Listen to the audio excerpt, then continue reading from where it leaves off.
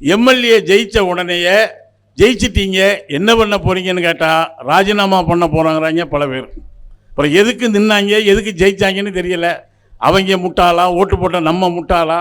போன வேகத்தில் ராஜினாமா பண்ணிட்டு வர்றாங்க, திருப்பி அவரே நிற்பாராம், அவருக்கு நம்ம ஓட்டு போடணுமா?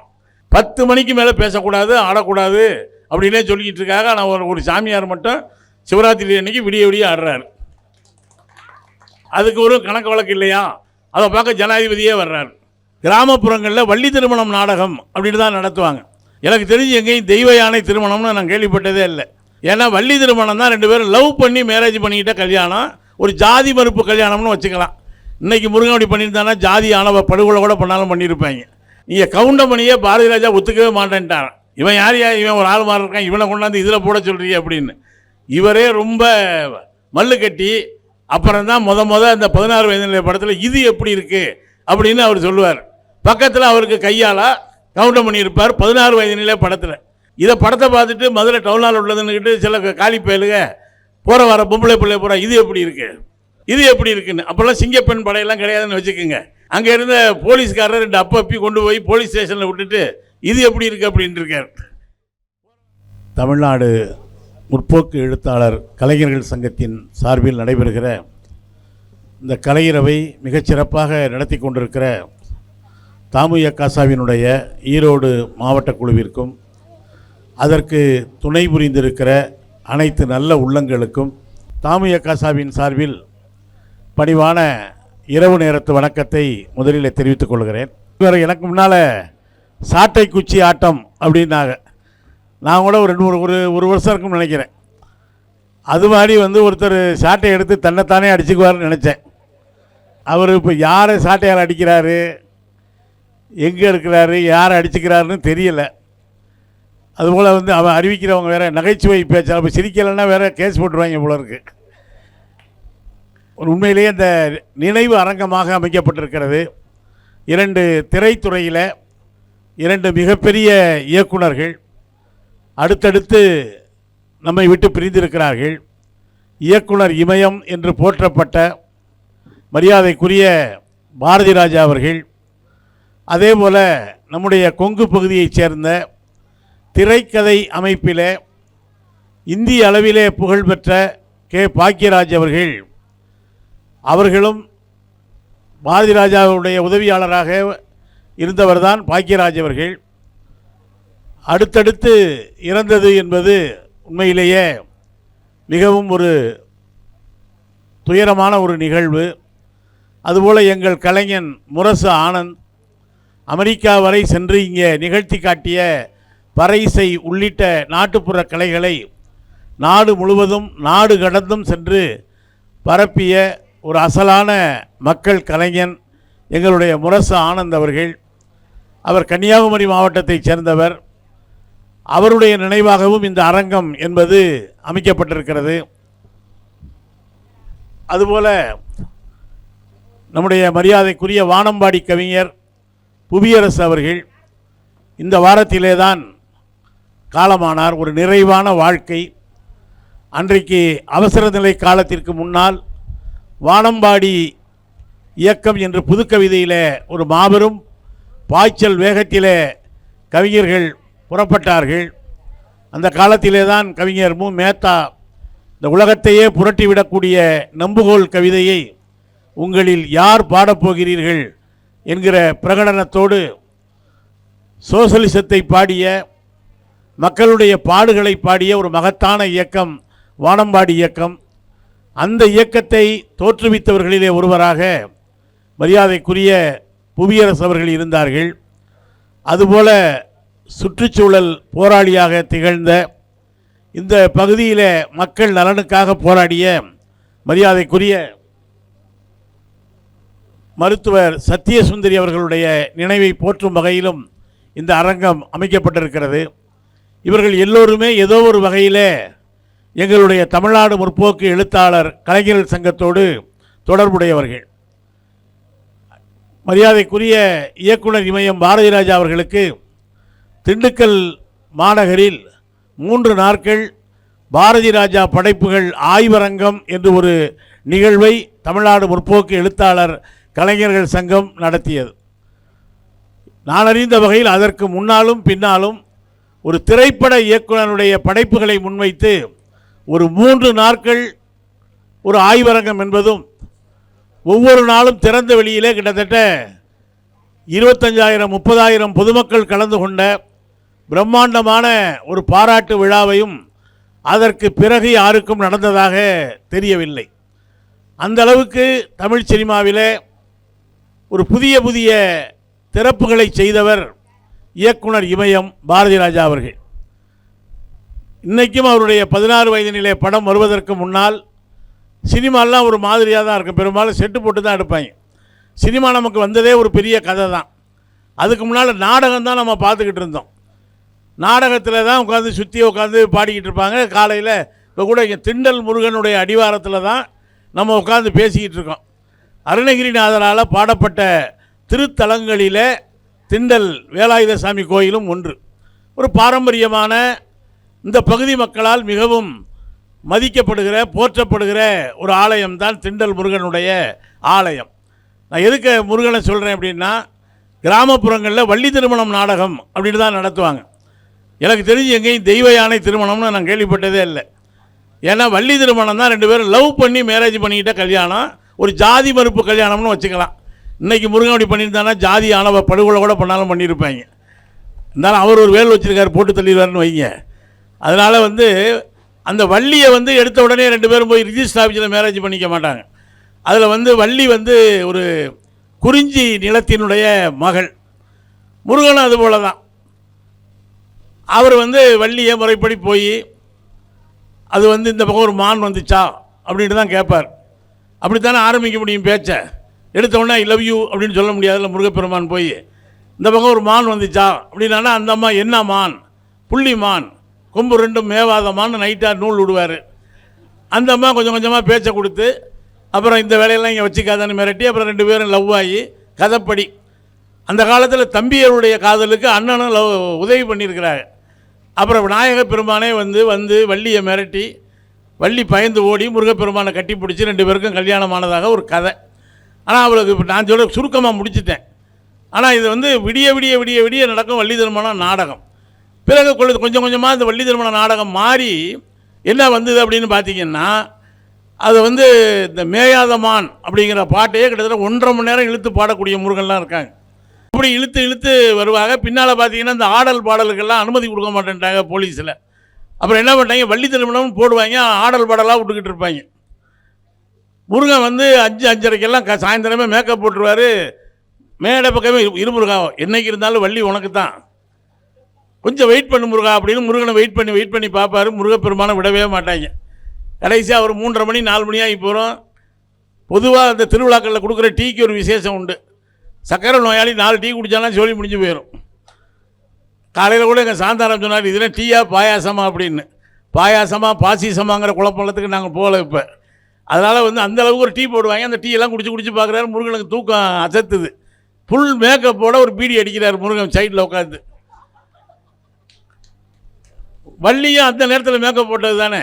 அது என்ன சொல்லுது, மாமா எனக்கும் தூக்கமாக இருக்குது, எனக்கு ஒரு இழு கொடு மாமா அப்படின்னு 2 பேரும் பண்ணிட்டு கடைசியாக 4:30 மணிக்கு தான் மேயாதமான் அப்படின்னு சொல்லிட்டு முருகப்பெருமான் மேடைக்கு வருவார். பார்த்தா 6 6:30க்கெல்லாம் பஸ்ஸுக்குள்ளே எல்லாம் ஆளுக்கு போகணும். சரி முருகன் ரொம்ப இழுக்காத முடி அப்படின்னு முடி போய் பார்த்தா தாலி கட்ட போகிற நேரத்தில் முருகன் சொல்லிட்டார் தாலி கட்ட மாட்டேன் அப்படின்ட்டார். வள்ளி திருமண நாடகம் நடத்துகிறதே எதுக்குன்னா ஊரில் நல்லா மழை பொழியணுங்கிறதுக்காகத்தான். இந்த திண்டல் முருகனுடைய வரலாறு படிச்சிங்கன்னா கூட இங்கே இருக்கக்கூடிய இடும்பன் மழை இல்லாத பொழுது இந்த பகுதியுடைய வேளாண் பெருமக்கள் அவரை வேண்டிக் கொண்டு மழை பெய்ததாக இந்த தலபுராணம் என்பது சொல்கிறது. பொதுவாக நம்ம மக்கள் மழை பேஞ்சு விவசாயம் நல்லா இருந்து ஊர் நல்லா இருந்தால் வள்ளி திருமண நாடகம் போடுவாங்க. இல்லைன்னு வச்சுக்கோங்களேன், ஹரிச்சந்திரன் மயான கண்ட நாடகத்தை போட்டு விட்டுருவாங்க. எதுக்குன்னா நமக்கு பதிலாக ஹரிச்சந்திரன் கிடந்து அழுதுகிட்டு கிடப்பார். விவசாயம் பண்ண ஒரு நிலைமையை பாருங்கள். அவர் மனைவியை அடகு வச்சு புள்ள செத்து அவர் கிடந்து அழுதுகிட்டு கிடப்பார் ஹரிச்சந்திரன். இது மாதிரி முருகப்பெருமான் தாலி கட்டினா தான் ஊர் நல்லா இருக்குங்கிறது ஒரு ஐதீகம். இவர் முருகன் தாலி கட்டுங்கிறாரு. முருகன் என்ன பண்ணுறாரு, தாலியை கட்ட மாட்டேங்கிறார். ஏன் முருகன்னா, போன வருஷம் நாடகம் போட்டதில் பாக்கி ஒரு 5000 ரூபா இருக்குது. அந்த 5000 ரூபாய் கொடுத்தீங்கன்னா தான் நான் தாலி கட்டுவேங்கிறார். இது என்ன முருகா வரதட்சணை கொடுமையை விட உன் கொடுமை பெருங்கொடுமையாக இருக்குது, இந்த வருஷம் சேர்த்து வாங்கிக்கலாம் முருகா. இல்லைப்பா போன வருஷம் அப்படித்தான் சொன்னீங்க, எங்கள் அப்பா முருக வேஷம் போட்டதே 3000 ரூபா பாக்கி இருக்குன்னு சொல்லிட்டு போயிருக்காரு. என்ன கதையானாலும் சரி 5000 ரூபா கொடுத்தா தான் நான் வந்து தாலி கட்டுவேன்னு சொல்லி அங்கேயே எண்ணி கொடுத்துருக்காரு பஞ்சாயத்தார். அதை வாங்கின பிறகு தான் முருகன் தாலி கட்டியிருக்காரு வள்ளி கழுத்தில். இதெல்லாம் நம்ம கிராமப்புறங்களில் நடந்த பல கூத்துகள். நீங்கள் பார்த்தீங்கன்னா ராஜா வேஷம் கட்டி அவர் விடிய விடிய வசூல் பண்ணிக்கிட்டு இருப்பார். அந்த நாட்டு மன்னன் கட்டிட்டானா, இவன் கட்டிட்டானா, அவன் கட்டிட்டானா அப்படின்னு. அந்த நாடக கலைஞர்கள் இல்லைன்னா மனுஷங்க என்றைக்கே செத்துருப்பாங்க. அவங்க தான் இந்த ஓரளவு மக்களை உயிரோடு வச்சுருக்காங்க. ஆனால் காலையில் பார்த்தீங்கன்னா நைட்டு ராஜா வேஷம் போட்டு அவ்வளோ வசூல் பண்ணிட்டு கிடப்பார். ஆனால் அதே நாடக கலைஞர் என்ன பண்ணுவார்னா அடுத்த நாள் அந்த ஊர் பஞ்சாயத்து வீட்டு வாசலில் உட்காந்துருப்பார். கொடுக்க வேண்டியதை கொடுத்தா நாங்கள் நேரத்தோடு கிளம்புவோம்ல. அதுக்கு அவர் சொல்லுவார், நைட்டு தான் சரியான வசூல் போல இருக்கு ஐயா, ஏகப்பட்ட வரி நாட்டிலேருந்து அது ஏங்க வாயால் தான் வரி வசூல் பண்ணோம், நீங்கள் கொடுக்க வேண்டியது. இதுதான் நாடக கலைஞர்களுக்கு அன்றைக்கும் இன்றைக்கும் இருக்கிற நிலை. அந்த நாடக கலைஞர்களுக்காக போராடுகிற ஒரு அமைப்பு தான் தமிழ்நாடு முற்போக்கு எழுத்தாளர் கலைஞர்கள் சங்கம். நாட்டுப்புற கலைஞர்களுக்காக. எதுக்காக சொல்கிறேன்னா, இந்த வள்ளி திருமணத்தோட இணைக்கணும்ல, இல்லைன்னா எதுக்கு தேவையில்லாமல் இதை இழுத்துக்கிட்டு இருந்தால் நீங்கள் நினைக்கப்படாதில்ல. அன்னைக்கு பாரதி ராஜா அவர்களுக்கு ஆய்வரங்கம் எதுக்காக சொல்கிறேன்னா, பொதுவாக ஒன்ஸ் மோர் கேட்குற பழக்கம் என்பது காலகாலமாக இருக்குது. இதே மாதிரி ஒரு நாடகத்தில் ஒரு முருகன் வந்து காயாத கனகத்தை மூச்சை பிடிச்சி அதெல்லாம் பாடினா பாதி உயிர் போயிருங்க. பாடி முடிக்கிறாரு, ஒருத்தர் எந்திரிச்சு ஒன்ஸ் மோர் அப்படின்ட்டான். திருப்பி மறுபடியும் தம்பு கட்டி 3/4 மணி நேரம் பாடுறாரு, ஒன்ஸ் மோர்ட்டான். அவர் என்ன சொல்லியிருக்காரு, அப்பா காயாத கனகத்தை பாட்டை ரொம்ப பிரமாதமாக பாடுறவர் கிட்டப்பா தான். அவருக்கே அதிகபட்சம் 8 தடவை தான் இது வரைக்கும் ஒன்ஸ் மோர் கேட்டிருக்காங்க. நீ என்னடா 10, 12 தாண்டி போய்கிட்டு இருக்குன்னு இருக்காப்புல. அதுக்கு நம்ம சொல்லியிருக்கா, நீ ஒழுங்காக பாடுற வரைக்கும் ஒன்ஸ் மோர் அப்படின்ட்டு இருக்கான்.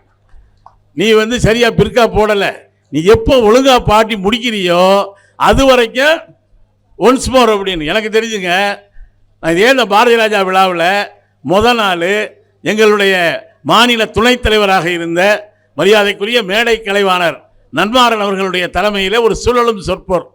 என்ன தலைப்புன்னா, பாரதி ராஜா அவர்களுடைய படைப்புகளில் பெரிதும் மிஞ்சி இருப்பது பெண்ணுரிமையா, மண் வாசனையா, சமூக பற்றா என்ற மாதிரி ஒரு 4-5 தலைப்பில். இன்றைக்கி திண்டுக்கல் சட்டமன்ற தொகுதியில் 3 முறை சட்டமன்ற உறுப்பினராக இருந்த கவிஞர் தோழர் கே பாலபாரதி அவர்கள் பெண்ணுரிமையே என்கிற தலைப்பில் பேசினார்.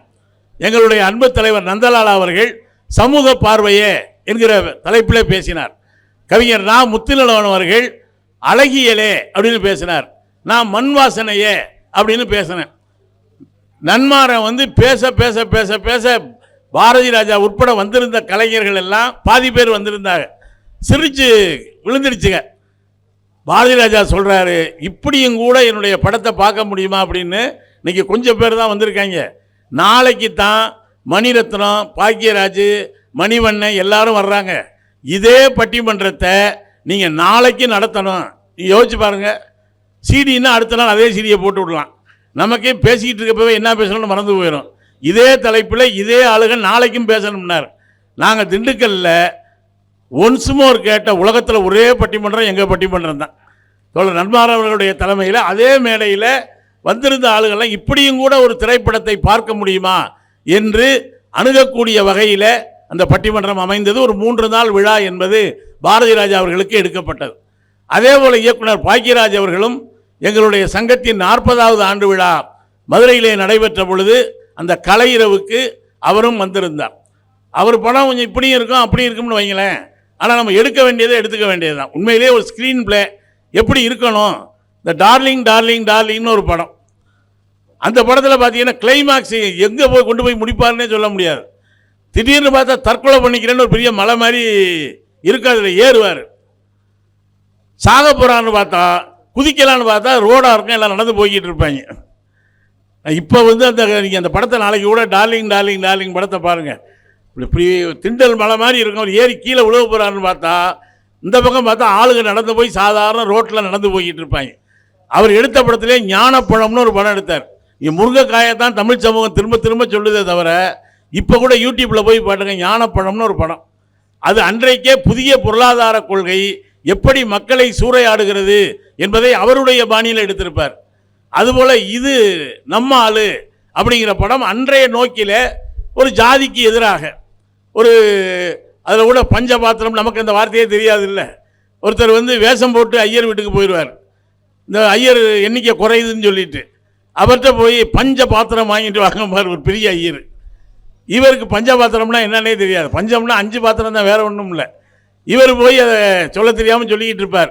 இந்த படம் முழுவதுமே அன்றைய நோக்கிலே ஜாதிய கொடுமைக்கு எதிராக வலுவாக எடுக்கப்பட்ட ஒரு படம் தான் பாக்கியராஜ் அவர்களுடைய.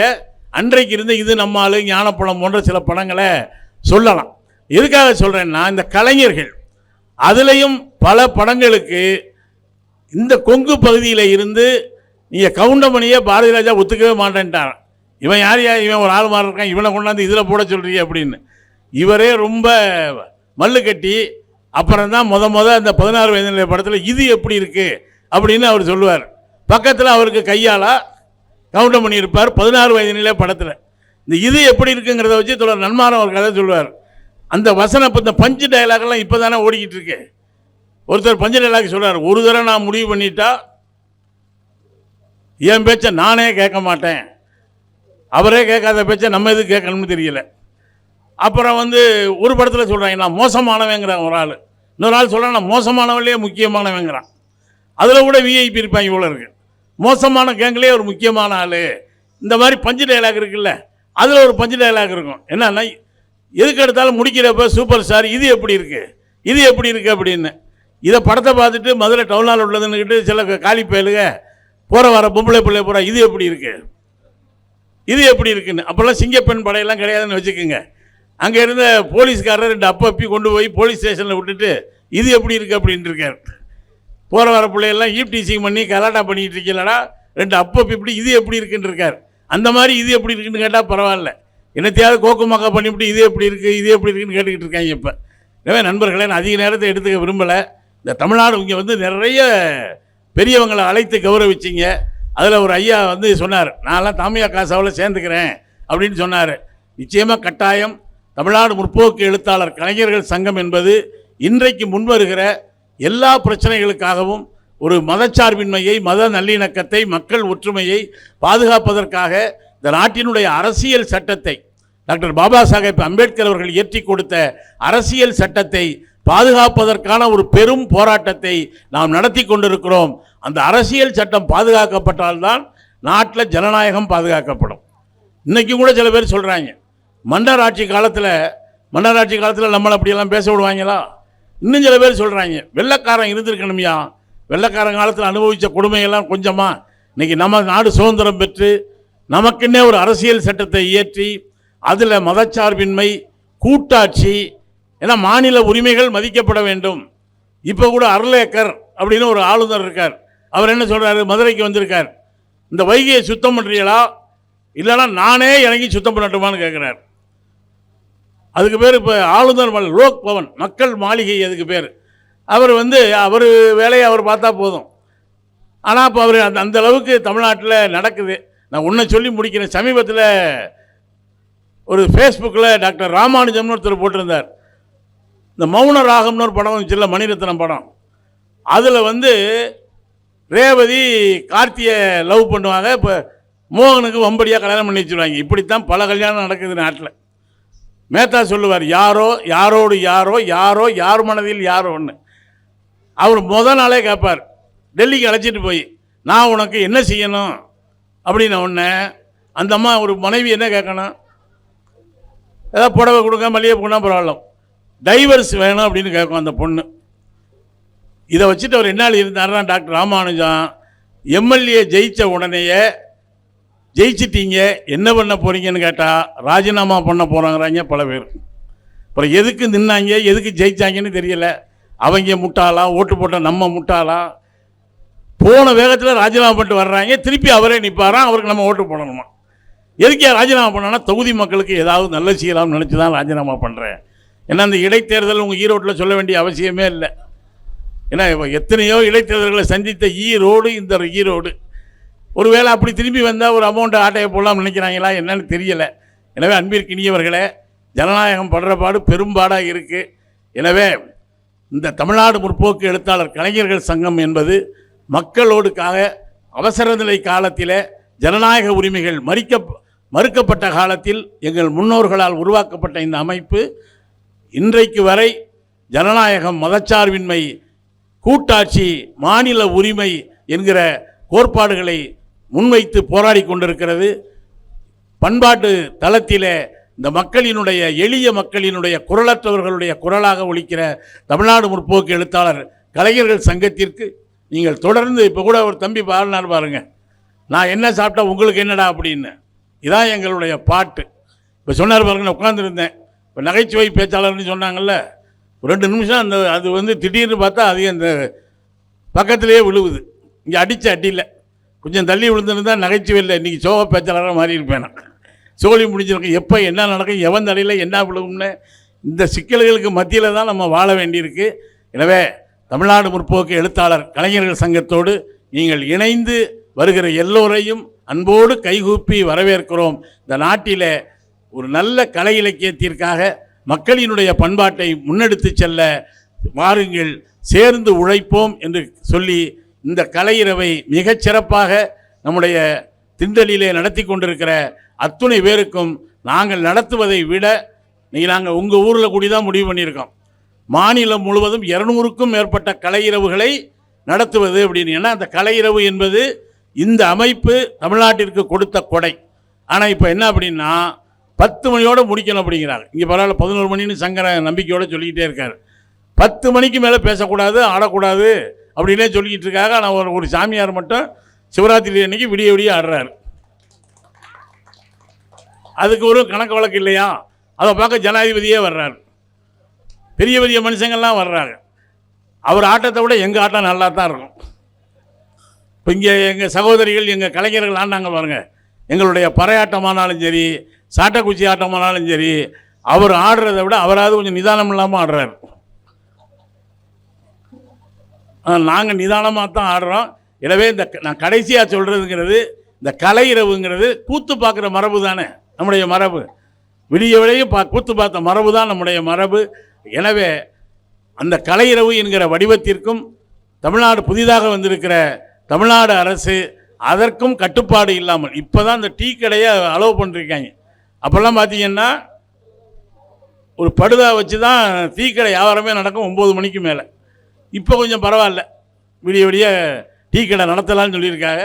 எனவே இந்த டீ கடை ஓடுறதுக்காவது நீங்கள் கலையிறவை விடிய விடிய நடத்துறதுக்கு அனுமதிக்க வேண்டும் என்று கேட்டு, இதை அப்படி நினச்ச மாதிரி ஆடவும், பாடவும், பேசவும், மக்களோட உணர்வுகளை பகிர்ந்து கொள்ளவும், மக்களை தட்டி எழுப்பவும் தான் இந்த நாட்டுக்கு சுதந்திரம் கிடைத்திருக்கிறது.